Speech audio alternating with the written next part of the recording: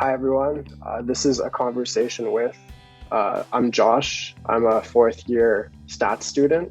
My name is Lili. I'm in my third year of financial math and economics. I'm John. I'm in my last year of statistics. So today we're going to just talk about this course and use it as an opportunity to give the students for future courses an idea of what to expect. So the three main deliverables in this course were weekly tasks, a blog article, and a team project. So in addition to that, there was also some marks allocated for participation and presence building tasks, but we won't really be going into any depth on those in this video. First, I suppose we'll talk about the weekly tasks. Essentially every week during one of the time slots allocated for class, we would be given a task to do. This would usually involve like 1 to 2 pages of writing. Sometimes they were individual, sometimes they were group tasks, and they always had to do with the consulting videos that the professor had uploaded to the website. So we have 2 talking points or questions that we'll use to sort of discuss our experience with these. So the first one, we were only given 80 minutes each week to do the weekly task. Did you find that this time constraint affected your attitude towards completing the task? Yeah, the 80-minute restriction definitely affected me and helped me to build my attitude towards working on tasks. And it helped me to become emotionally more comfortable in accepting imperfect attempts of tasks.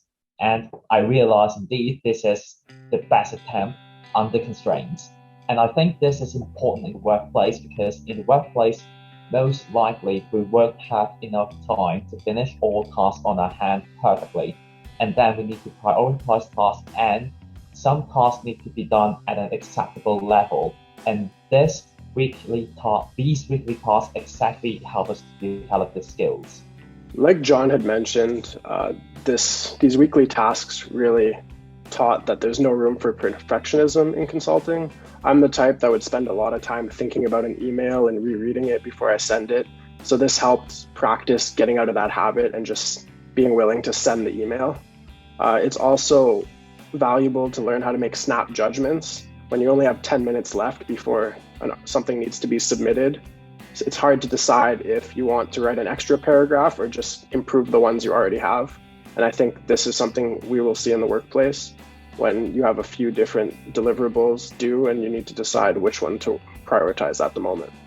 Yeah, just to add on to that, what I found helpful personally in making sure that I got the weekly tasks done on time every week was, well, watching the videos beforehand, which were used as reference material, but then also using a lot of the sample materials that the professor had uploaded to the website, which were often similar to what we would be writing or what we might need to use as reference for the weekly tasks, because that just removed or cut out a lot of the original thinking that you might have had to do that just takes up a lot of time. So I think maybe one other lesson that I learned, or one way that I worked more efficiently during these tasks, is just learning how to use other materials and take the structure of those and apply it to whatever I have to do to make sure that I'm making the most of my time.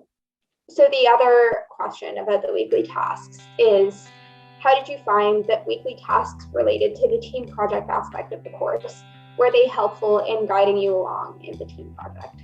I find the weekly tasks were more helpful in preparing us to be a junior consultant.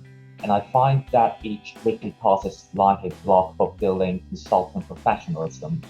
And through the weekly tasks, we gain valuable knowledge of this profession that usually takes some hard lessons to learn in the workplace. But now in this class, we learn by watching videos and the weekly tasks, and possibly and potentially save us some of the pain in the future.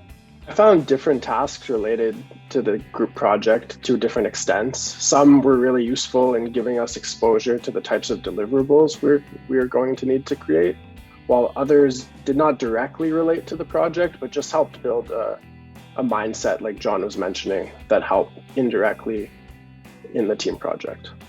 I would agree with both of those things. My general impression was that the videos and the weekly tasks all kind of mimicked the whole life cycle of a consulting project. So that would include, different deliverables you might have to produce as a consultant, but also, like you were mentioning, kind of the mindset or the attitude that you might have to have.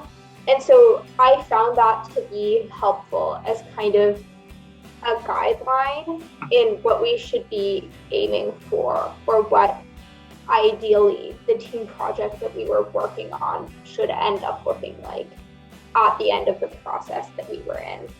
Because without, any background knowledge, it's kind of difficult to know what is expected, from a consulting report. Now let's move on to talking about the blog articles. We are required to write about a quantitative topic that we find interesting, and this gives us a chance to write about a quantitative topic in an informal way on the internet. So the first question is, did the blog article help you identify a quantitative topic that interests you and would like to learn more about? So I wrote my blog article on statistical quality control. This could be separated into two topics. One of the topics I had some experience with, and then which was statistical process control, while the other one, acceptance sampling, I had actually never even heard of before I wrote this article. So there was a nice balance of digging into something I already knew, but also having to start fresh. And I really enjoyed the process, and I'm looking to dive deeper into statistical quality control. My blog article was about the history of big data, which is an interesting topic for me to cover because it's something that I had surface level knowledge on before the course, as probably most people in today's day and age would. But I think that this was a good opportunity for me to just dig a little deeper and do more research and just get more detailed information about a topic that I already had general knowledge about. So I enjoyed that. My experience is a bit different for the blog article because my blog article writes about a summer project that I did in the summer and presented as a poster in a conference. And this article provided me with a good opportunity to write for this project that I didn't have time to write about. And I think it's definitely a good chance for me to use this article to showcase my interests and my knowledge in forecasting daily exchange rates. My second question is, most of us are used to writing short passages like tweets online. Blog articles are longer, and the formality of a blog article is somewhere between tweets and a short report. So do you find the experience of writing a blog article helpful in developing your writing skills? I found the blog article project really helped develop my writing skills. I tried to basically write about stats, but aimed at people that don't know any stats. So this led to some problems. The first is there's a term called the curse of knowledge, which means when you know something, it's hard to imagine what it's like not to know it. And this was something I really had to overcome and try to put myself in the audience's shoes. I also, building on the last point, had to specify an audience. In my situation, I specified small business owners. And finally, I wanted to make it actionable. These people, because they have no background in stats, probably don't really care about the methods. They really want to know how it can help them. And this is very different from me, who I find the methods really interesting. So it was an adjustment, but I think it was a really important process, and I'm excited to try doing it again in the future. Yeah, for me, being that my degree is mostly in mathematics, I haven't had to do much writing since I exited high school, which meant that this was kind of a skill that I wasn't used to using, at least in these past few years. So it was a good refresher to just keep me in the routine of being able to write a report or write a blog article or whatever it is. I think the blog article format specifically, because it is less formal than an essay or a technical report might be, was an interesting change from some of the other things I've written in the past. But I think that just having to sit down and do it was very valuable, because even though it's something that's not done much in university and mathematics or statistics courses, writing is definitely something that you have to do in a workplace and, most workplace environments. So it's good to be able to keep that skill up. I'm not used to informal writing styles, and I think the blog article gives me a good chance to practice this kind of informal writing style. And aside from that, it helps me to sharpen my skills in using HTML and CSS. These two are kind of markup languages to facilitate a more reader-friendly blog article. And I think this is an important skill for us to write online. So finally, we're going to ask a few questions about the team project. So the team project took place over the course of the entire semester. It was worth over a third of our entire grade. It was groups of 2 or 4, and it involved multiple deliverables such as progress reports, data visualization. We're not done it yet, but a final report. So the first question about this was, mathematics and statistics courses typically do not have much group work. Was it difficult to adjust to a course where a team project was the largest deliverable? Yeah, so I would say definitely yes, especially given that we're coming out of a year and a half of fully online school. It was definitely kind of a shock to walk into a classroom every week where there were only, 10 or 15 students. Everyone kind of knew each other, and there was no, it was kind of impossible to hide behind the anonymity of, a blank Zoom screen. But then in addition to that, having to work with, in my case, 3 other people on a project that is kind of overarching throughout the semester was obviously very difficult, because we all had other classes that had immediate deadlines coming up all of the time. And so to put aside time to work on this project that, only accumulates at the end of the semester was something that I found particularly challenging. I find the adjustment is not easy for me either. And I think maybe in this conversation, I should focus on my experience in leading a group. So I think the most important lesson I learned from this is to respect other teammates and to understand that everyone has a life outside this class. And it definitely takes time to learn everyone's work style, and then to accommodate everyone's work style, to feed different people's different group mates' work style together and find out the best way for the group to progress together. And as a leader, and I can't focus on my own work, which is quite different from usual course projects at university, where we just need to focus on our own work. Another important lesson is that I think as a team leader, I learned that it's important to trust our teammates that they will deliver their best work, and restrain myself from any way to micromanage any teammate's work. And I need to always adjust my expectations in order to make them reasonable. And the last lesson I learned is to be more explicit when expressing myself, because usually when I say, it may be a good idea for you to do something, and what I actually meant is that you better do something. And I learned during this group project, it's probably better to be more explicit about this. So I was only in a group of 2, unlike the other 2 students. So I think I did not have as much of a challenge in terms of dealing with, we didn't have a group leader or anything like that. But I did differ with my partner in terms of our skills and interests. He was much more interested in programming, and I enjoy stats, and I also like writing. So it was a bit of a challenge to figure out how to balance the workload and make sure that we were both spending time on the things that we want to spend time on.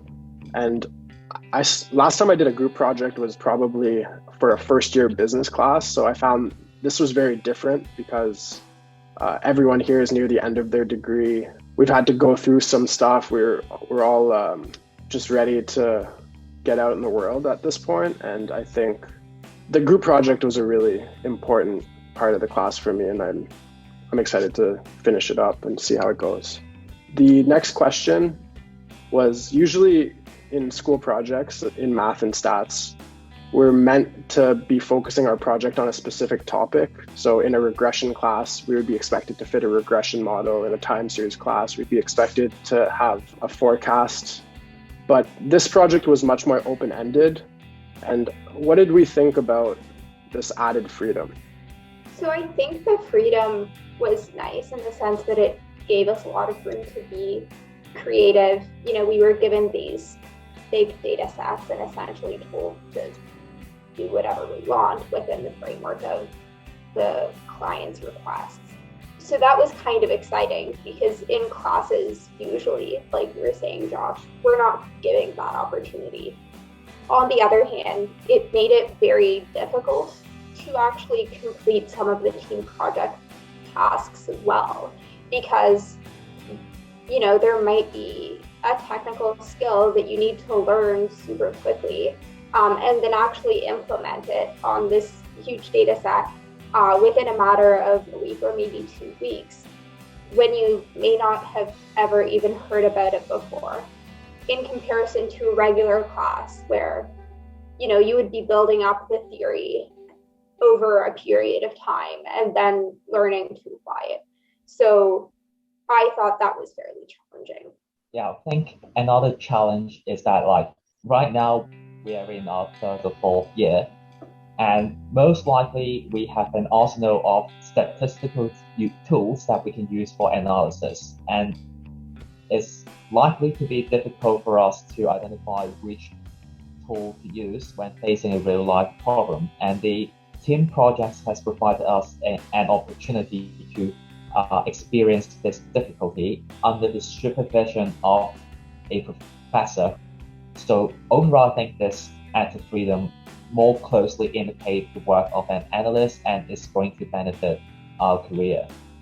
I agree. It's besides what's already been said, I found it's really easy to get excited when you think you have an idea and you're really excited to try implementing it. But then after a bit more research, you realize that it might not be practical or feasible. And I think it's hard because we're not used to that, but that's just the reality of things, and we need to be willing to let go of our ideas and move on. It was definitely a new experience trying to learn things on the fly in such a short period of time. So that covers the team project. So to conclude, I just think we should all go through and say our favorite part of the course, the most important lesson we learned, and what incoming students can do to prepare to obtain the most from this course.